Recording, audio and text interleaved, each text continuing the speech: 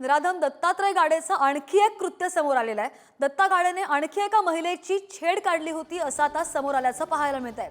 महिलेची छेड काढल्यानंतर शिवशाही बसमध्ये तरुणीवर बलात्कार केल्याची माहिती सुद्धा समोर आली आहे। दिवसेंदिवस एक खुलासे समोर येत आहेत। जसा तपास यंत्रणा वेग घेत जाते तसतसं एक खुलासे समोर येताना पाहायला मिळत आहेत। निराधम दत्तात्रय गाडे याचं आणखी एक कृत्य समोर आलेलं आहे आणि दत्ता गाडेने आणखी एका महिलेची छेड काढलेली होती आणि महिलेची छेड काढल्यानंतर शिवशाही बसमध्ये तरुणीवर बलात्कार करण्यात आलेला होता।